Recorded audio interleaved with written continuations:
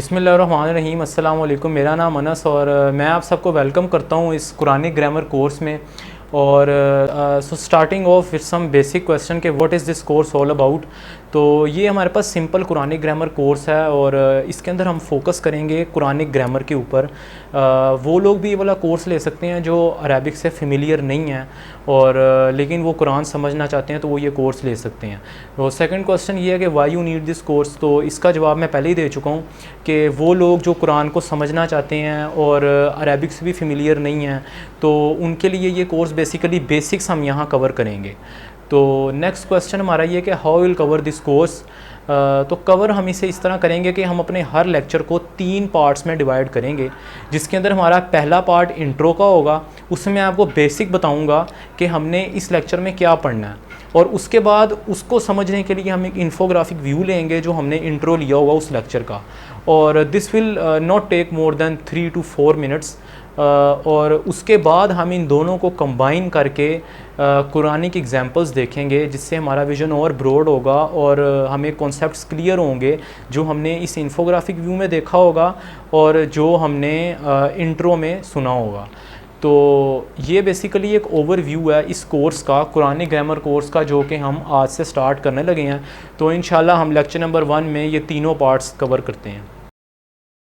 So starting our course with lecture 1। इस lecture के अंदर सबसे पहले मैं आपको पार्ट 1 हमारा ये इंट्रो का पार्ट है और हम स्टार्ट करते हैं। कोई भी ज़बान सीखने के लिए आपको अल्फाज की ज़रूरत पड़ती है और अगर आपको 2000 के लगभग वर्ड्स आ जाएं तो हम कहते हैं कि आप इस ज़बान के मास्टर हो या फिर आप इस ज़बान में लिखना, पढ़ना और बोलना आप जानते हो। तो इसी तरह अब हम 2000 वर्ड्स की वोकैबलरी पे तो नहीं जाने वाले, लेकिन I will tell you some verbs which make 16% of Quran. तो उससे भी हमारी वोकैबलरी कुछ इंक्रीज़ होगी। और इस लेक्चर में, लेक्चर 1 के अंदर जो हम स्टडी करने वाले हैं वो सिंपल अल्फाज जो आपको कुरान में मिलेंगे वो 3 टाइप्स के मिलेंगे, इसम, फ़ेल और हर्फ। तो हम उन्हीं तीनों को बेसिकली स्टडी करने वाले हैं और इन्फोग्राफिक व्यू में हम उन सबको देखते हैं। So this is the part 2 of our lecture 1. This is infographic view. आप देख रहे हैं कि ये एक ट्री मेकर मैंने बनाया हुआ है और इसके अंदर सबसे पहले आपको लिखा नज़र आ रहा है कुरानी अल्फाज। तो बेसिकली ये 3 टाइप के कुरानी अल्फाज आपको मिलेंगे कुरान में। जनरली मैं बात करूँ अगर, तो सबसे पहली जो टाइप होगी वो इसम मिलेंगे आपको, दूसरी टाइप आपको फ़ेल मिलेंगे और तीसरी टाइप जो आपको मिलेंगे वो हरफ मिलेंगे। ठीक है, तो ये 3 बेसिकली आपको टाइप्स मिलेंगे। अब इसके अंदर कुछ आप देखो गौर से कि मैंने यहाँ पर इसम के अंदर 2 ब्रांचेस बनाई हुई हैं, एक खाली मुस्लिमू लिखा हुआ है और एक अल मुस्लिमू। ठीक है, मैंने हरकत नहीं लगाई, तनवीन, पेश वगैरह, ज़बर वगैरह मैंने नहीं लगाई। तो मुस्लिमू और अल मुस्लिमू, ये जो मुस्लिमू है ना, ये हमारे पास इसम आम है और ये इसम ख़ास है। तो इसम की बेसिकली 2 टाइप्स हैं, एक इसम आम और एक इसम ख़ास, जो कि आपको कुरान में मिलेंगी। ठीक है, तो ये आपको बेसिकली जनरल मैं बता रहा हूँ। तो अब आगे फ़ेल आपके पास सेकंड, आपको जो कुरानी अल्फाज मिलेंगे सेकंड टाइप वो फ़ेल मिलेंगे और इसी तरह वो फ़तह, नसारा। ठीक है, इन दोनों पे ज़बर है, मैंने हरकत नहीं लगाई। तो वो फ़तह का जो मतलब होता है वो होता है खोला और नसारा का मतलब होता है मदद की। तो मैं जैसे आपको पार्ट 1 में इंट्रो में बता चुका हूँ कि हम वर्ब्स भी पढ़ेंगे और मैं आपको 16% जो वर्ब्स बनाते हैं कुरान का वो भी मैं आपको पढ़ाऊँगा। तो थर्ड आप यहाँ देख रहे होगे हर्फ। ठीक है, तो ये जो हर्फ होते हैं ना, ये बेसिकली हमारे पास इनका अपना अकेले इनका कोई मीनिंग ऐसा ख़ास होता नहीं, क्योंकि ये इनको अगर अकेले लिख दें तो बात समझ में नहीं आती। तो इनकी मदद के लिए इसम और फ़ेल हमारे पास हैं। ठीक है, तो वो इनको मानी ख़ेज़ बनाते हैं। तो ये जो बेसिकली हर्फ हैं यहाँ पे, ये मैंने 2 टाइप के लिखे हुए हैं। वाओ का मतलब होता है और औ का मतलब होता है या।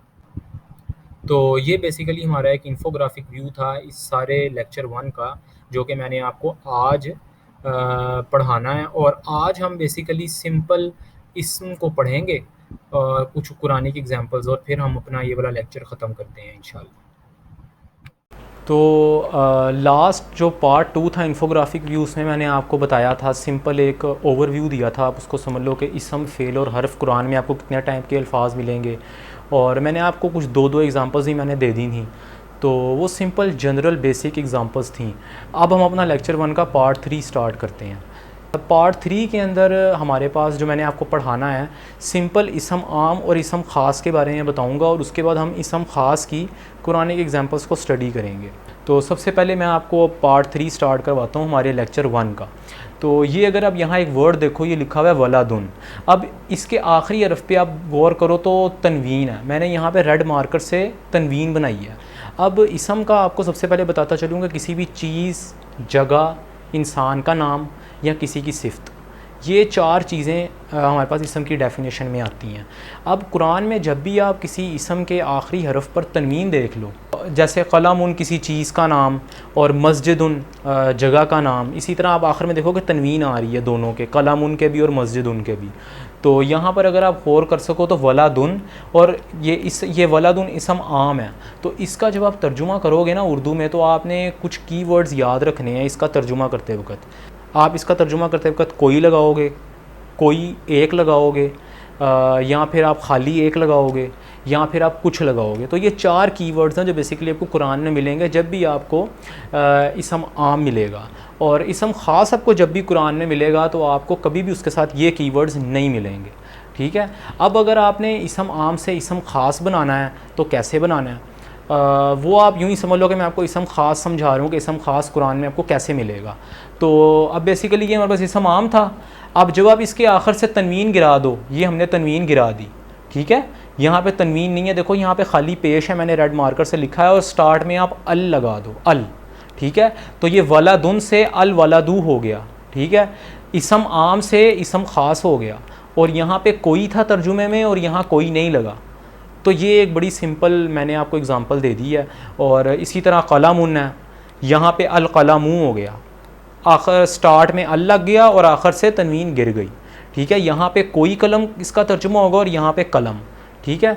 तो अब हम इसकी कुरानिक एग्जांपल्स को स्टडी करते हैं और फिर हम इस पर ज़रा नज़र सानी करते हैं ताकि हमें मज़ीद हमारे कॉन्सेप्ट्स क्लियर हों।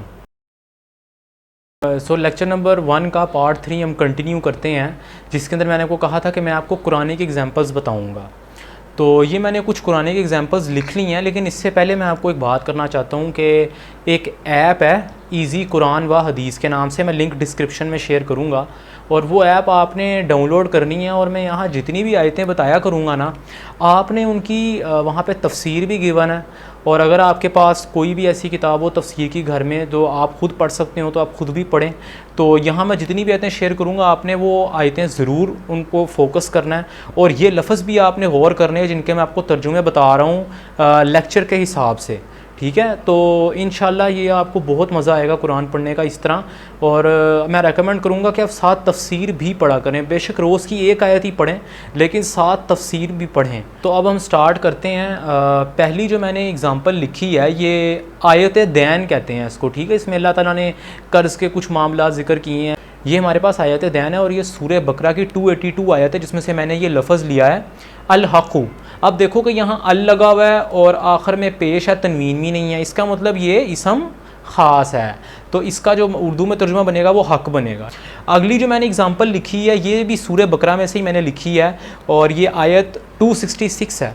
अब ये जो आयत है, इसमें बेसिकली अल्लाह ताला रियाकारी की एक बयान कर रहे हैं, उसके आफ्टर इफ़ेक्ट्स के एक आदमी हो जिसके खजूरों और अंगूरों के बाग हों और उसके नीचे नहरें बहती हों, और फिर उस पर बुढ़ापा आ जाए, और फिर उसके बच्चे छोटे छोटे हों कि वो भी मुशक्क़त ना कर सकता और बच्चे भी उसकी मदद ना कर सकते हों। तो ये उस बारे में एक अल्लाह ताला ने आयत ये वाली बयान की है। तो आप इसकी तफसीर लाजमी पढ़ें उस ऐप से जो मैंने बताई है, या किसी भी किताब से जहाँ से भी आप पढ़ सकते हैं। तो अल किबारू, ठीक है, देखो अल लगा हुआ है और आखिर में तनवीन नहीं है, और इसका जो तर्जुमा है वो है बुढ़ापा, ठीक है। और आयत 266 से मैंने ये सूरह बकरा की ली है। तो नेक्स्ट जो हमारे पास वर्ड है वो मैंने आयत 217 से लिया है सूरह बकरा की, और ये जो हमारे पास वर्ड है अल फितना, तो इसमें देखो अल और तनवीन भी नहीं है, तो इसका मतलब कि ये हमारे पास इसम ख़ास है।